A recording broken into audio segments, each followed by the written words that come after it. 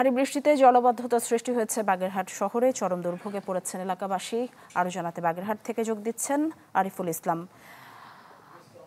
আরিফ, কি খবর আছে জলাবদ্ধতার এবং সাধারণ মানুষের দুর্ভোগের কথা জানতে চাই।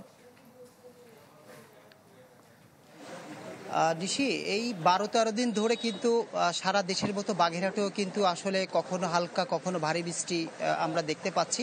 তো আজকেও কিন্তু সকাল থেকে থেমে থেমে ভারী বৃষ্টি হয়েছে। তো আমি দাঁড়িয়ে আছি বাগেরহাট শহরের সাধনার মোড়ে।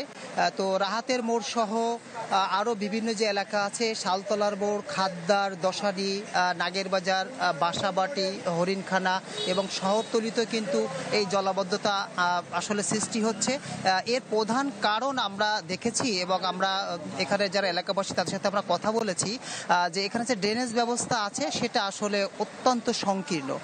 কোথাও 1 ফুট বা তার কম বেশি কিন্তু ড্রেনেজ ব্যবস্থা রয়েছে, তাও ঠিকমতো পানি যেতে পারে না। শুধু তাই নয়, বাগেরহাট শহরে যে 6টি খাল আছে, শহরের যে পানিগুলো সেই পানিগুলো কিন্তু এই খাল থেকে বের হয়ে যায়। কিন্তু এখানের যারা খালের পাড়ে যারা বসবাস করে এবং প্রভাবশালীরা এই খালটা কিন্তু বেদখল করে আছে এবং তারা বিভিন্ন জায়গায় ভবন নির্মাণ করেছে, বাঁধ সৃষ্টি করেছে, কোথাও মাছ চাষ করছে। এর কারণে কিন্তু পানিটা নেমে যেতে পারে না। কিন্তু এলাকাবাসীর দুর্ভোগের কারণে বিভিন্ন সময় জেলা প্রশাসন, পৌরসভা, পৌর কর্তৃপক্ষের কাছে কিন্তু গেলেও তারা কিন্তু আসলে কোনো প্রতিকার তারা পায়নি। তো তাদের একটাই কথা যে আমরা আসলে প্রথম শ্রেণীর বাগেরহাট পৌরসভা নাগরিকের যে সেবা পাওয়ার কথা, আসলে আমরা সেই সেবা কিন্তু আমরা পাচ্ছি না, যার কারণে কিন্তু এই দুর্ভোগের অন্ত নাই। শুধু তাই নয়, বাগেরহাট শহর এবং শহরের বাইরেও যদি আমি বলি যে যেসব শহরের বাইরে শহরতলির বিভিন্ন জায়গায় যদি বলি যে খালগুলো রয়েছে উপজেলায়, সেখানে কিন্তু অনেকে মাছ চাষ করছে, ঘের করছে, তারা সরকারি খালে বাদ দিয়ে